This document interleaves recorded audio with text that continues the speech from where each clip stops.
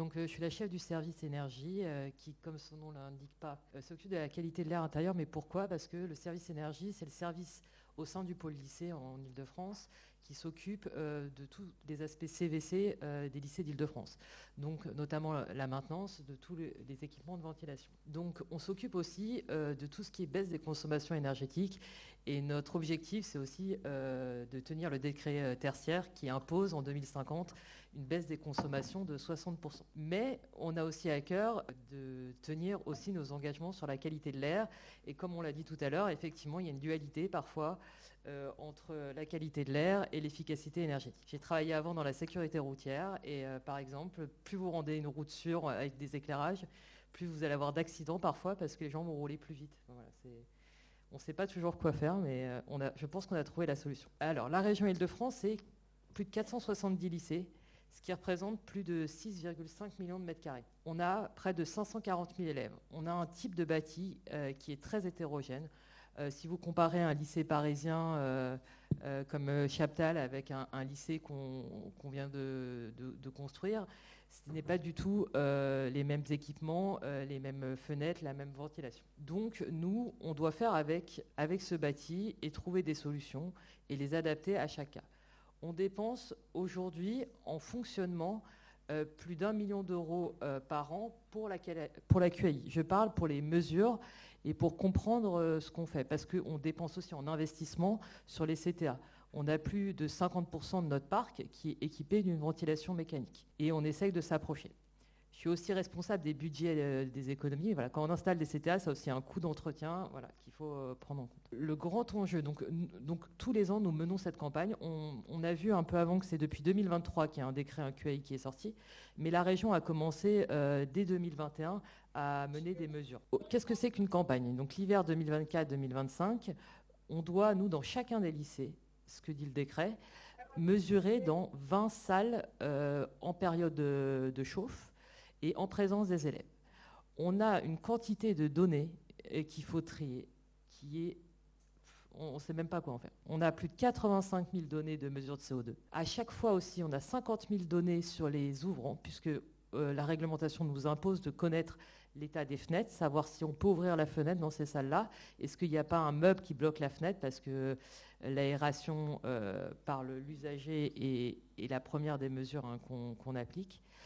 Et qu'est-ce qu'on fait de toutes ces données? D'abord, il faut les hiérarchiser et il faut déterminer l'indicateur qui est pertinent. Et pourquoi on fait ça? Parce que sur 470 lycées, on ne va pas évidemment en 3 ans régler le problème de la QAI partout.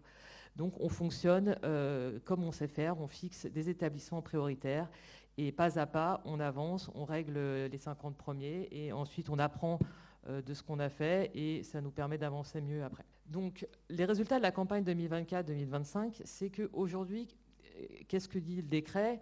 Il dit qu'au-dessus de 1500 ppm, on est sur un dépassement et il faut agir rapidement, immédiatement. Aujourd'hui, nous, quand on mesure toutes les 2 heures, toutes les 10 minutes. On a 50% des salles, au moins, qui vont représenter un dépassement du seuil. Mais cet indicateur, il n'est pas pertinent pour nous. On a seulement 7% des lycées dont la moitié des mesures va dépasser ces 1500 ppm. C'est nos premiers résultats, on a déjà progressé. Ce qu'on est sûr, c'est qu'on a un biais dans ces mesures, et ça, on y travaille. C'est que quand on vient faire ces mesures, je pense que le corps professoral a tendance à laisser, par exemple, les fenêtres fermées entre les cours, parce que quand on dit, on n'avait pas bien expliqué la dernière fois, quand on dit on va venir faire des mesures d'air, les gens se disent, inconsciemment, il faut peut-être que je laisse fermer pour que ça mesure correctement, ça va peut-être fausser. Donc là-dessus, on va progresser et on a un taux d'occupation des salles qui est extrêmement important. La bonne nouvelle, c'est qu'on a quasi plus de 90% de nos ouvrants et de nos grilles d'aération qui sont fonctionnelles. Donc de cet indicateur, on a déterminé 43 lycées prioritaires pour mener un plan d'action ambitieux qui est sensibilisé, expliqué et réparé. La région, donc je vous ai dit, c'est 470 lycées. C'est le service énergie qui s'occupe du CVC. Il y a d'autres services qui s'occupent des fenêtres. Il y a d'autres directions. Le lycée lui-même s'occupe d'autres actions. Et donc, il faut réussir à coordonner toutes ces personnes. Notre première action, c'est la sensibilisation.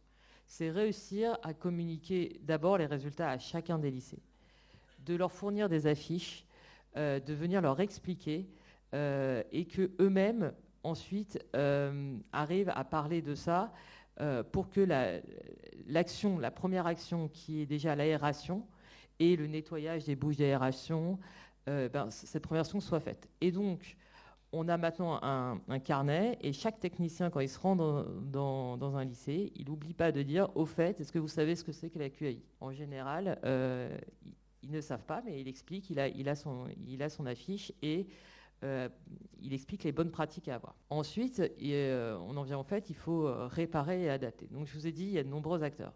Donc on a notre liste, chacun a ses actions. On a un énorme tableau de données avec, pour ce lycée, il faut que je sensibilise les occupants aux bonnes pratiques.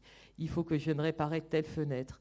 Il faut que je vienne déplacer l'armoire parce qu'elle bouche la fenêtre. Changer les filtres parce qu'aujourd'hui, on a des exploitants qui le font, mais il faut surveiller qu'ils le fassent bien. Donc ça, c'est un grand tableau, voilà, et on fait des réunions techniques de suivi qui sont très techniques, mais qui permettent d'avancer. Et il n'y a qu'en prenant lycée par lycée, en demandant à chaque acteur, chaque exploitant, est-ce que tu es allé voir le lycée? Est-ce que tu es allé ouvrir la fenêtre? Est-ce que tu as réparé la fenêtre? Est-ce que tu as changé le filtre? Il n'y a que comme ça que ça marche. Donc là, on a notre plan d'action, on a défini, donc c'est 43 lycées. Et on lance donc là, on vient de démarrer la saison de chauffe, donc on lance la nouvelle campagne. La nouveauté de cette nouvelle campagne, c'est qu'en plus, puisqu'on respecte totalement le décret, nous lançons également les autodiagnostics. Qu'est-ce que c'est que les autodiagnostics? C'est que nous devons interroger l'ensemble des acteurs du lycée sur leurs pratiques en termes de qualité de l'air. Donc ça peut aller du corps professoral pour voir si, par exemple, lui poser des questions sur l'aération dans les salles, mais c'est aussi le personnel de nettoyage, quels produits ils utilisent, parce que si on nettoie avec de la javel, si on n'aère pas derrière, c'est une vraie pollution. Il y a aussi le mobilier, parce que les formaldéhydes qui sont présents dans le mobilier, c'est quelque chose. Nous, maintenant, on mène, je ne peux pas parler de tout, hein, mais on mène des tests après chaque opération, quand on pose des tableaux, pour vérifier qu'il n'y a pas de pollution pour les élèves pour le formaldéhyde. Donc voilà, on va avoir encore plus de données, on est ravis. On va questionner les 470 lycées, 4 questionnaires, et puis de tout ça, on va réussir à avoir un vrai plan d'action qu'on va suivre. Dans mon service, on a quasiment un équivalent temps plein, une personne qui travaille près de la moitié de l'année sur ces questions, en plus d'autres choses, voilà. On va faire un plan de sensibilisation et aussi ce qu'on fait en 2025, c'est qu'on va expérimenter l'installation de sondes de mesure de CO2 dans 5 lycées. Donc ça va mesurer le CO2, la température et l'hydrométrie. Ça m'angoisse un peu parce que ça va mesurer la température et je suis aussi responsable du fait qu'il fasse 19 degrés dans les salles. Et donc ils vont voir en direct la température des salles.